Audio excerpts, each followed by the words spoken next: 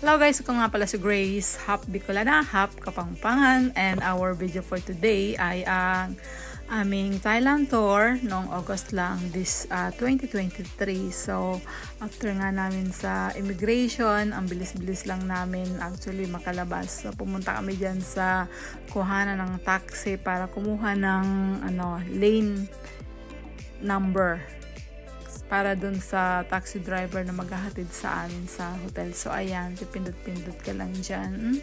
So meron naman para sa van, ito yung para regular taxi lang ito.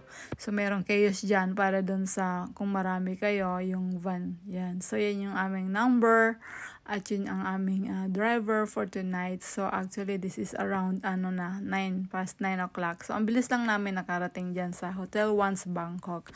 At bilis din namin mag-check-in from deluxe room. Ayan, binigyan kami ng executive studio room. Yan, upgraded yung aming room dahil 3 nights daw kami mag-i-stay dyan at tapos may kasama kaming bata. So dahil 3 daw kami, kaya yan in-upgrade nung mabait na staff. So ito yung aking gustong-gusto dyan, yung banyo. Napaka bongacious ng dating. Ang linis at ang luwang. Ang ganda ng mga decoration at yung tub. So nabook ko nga pala ito sa Agoda. So ayan yung rate nilagay ko dyan, pero for deluxe room rate yung pinost ko, yung nilagay ko sa caption.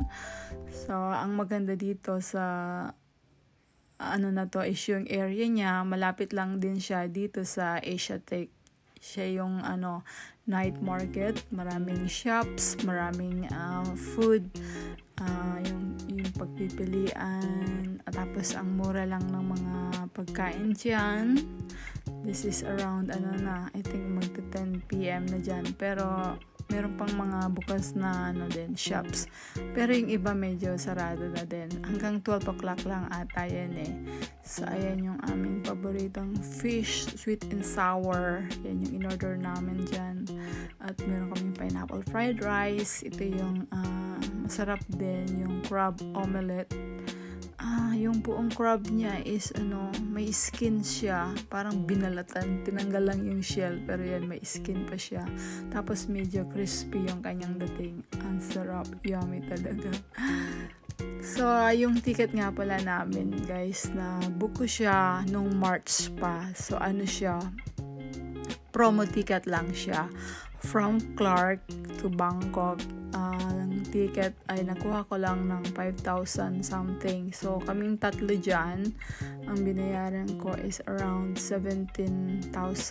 Kasama na yung hindi pa siya kasama ata yung baggage. Nag-adds on na lang ako nung malapit na kaming umalis. So after 6 months ko lang na gamit yung ticket.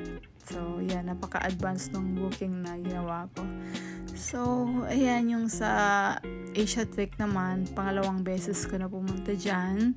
Nagustuhan ko siya kasi yung unang pumunta ko dyan, na-compare ko yung price from Pratunam. Napasyal kami ng Pratunam that time.